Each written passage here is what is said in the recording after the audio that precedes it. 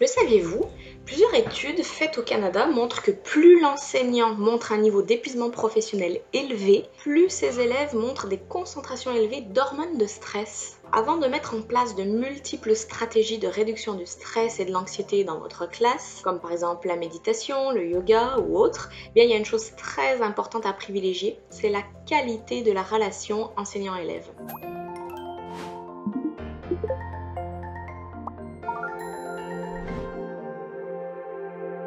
Je suis Marjolaine Masson, neuropsychologue à l'Institut des troubles d'apprentissage et aujourd'hui je vais vous expliquer comment améliorer cette relation en 4 points. Avant toute chose, qu'est-ce que l'anxiété? C'est une émotion universelle qui est normale et saine.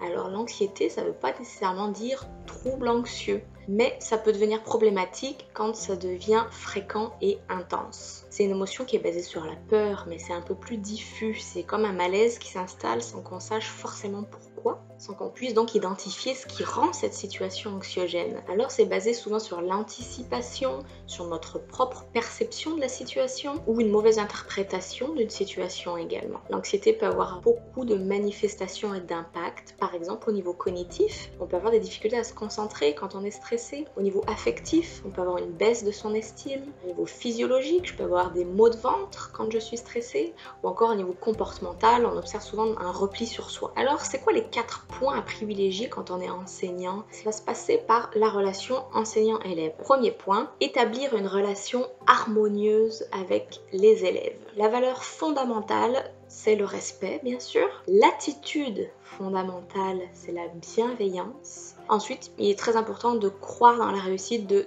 tous les élèves, y compris bien sûr ceux qui ont un trouble d'apprentissage. Et puis, il faut interagir avec tous les élèves aussi. L'interaction, ça passe par l'accueil, par le sourire, par le contact visuel, par une discussion, de l'empathie, etc. Deuxièmement, adopter une attitude calme, réconfortante et rassurante. Le simple fait de votre présence, c'est quelque chose de rassurant. Mentionnez aux élèves que l'anxiété est une émotion normale.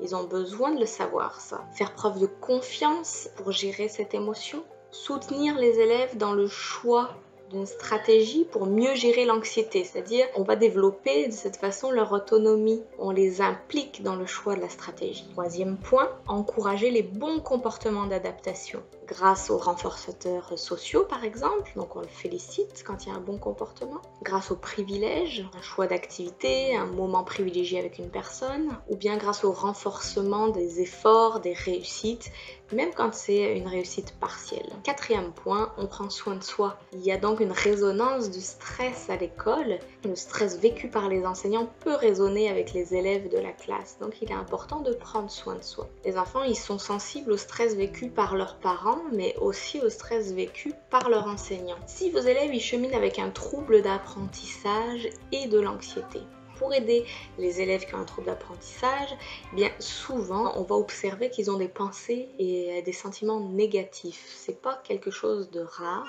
parce qu'ils font face à beaucoup de difficultés d'apprentissage. Donc un des rôles de l'enseignant, c'est de reconnaître les situations anxiogènes pour ces élèves à besoins particuliers et de leur présenter des stratégies. Donc l'une d'entre elles, c'est par exemple d'aider l'élève à se faire des attentes réalistes pour éviter en fait toute forme de frustration. On va l'aider à se construire un scénario réaliste en fonction de ses forces et de ses faiblesses. Il n'y a pas de méthode universelle pour négocier le stress et l'anxiété. Ce qui fonctionne pour un élève ne fonctionne pas forcément pour un autre. Ce qui fonctionne pour un élève aujourd'hui ne fonctionnera peut-être pas demain. Alors, il est important de varier les stratégies. Et puis, c'est ce qui est sûr, c'est que la relation enseignant-élève peut faire toute la différence.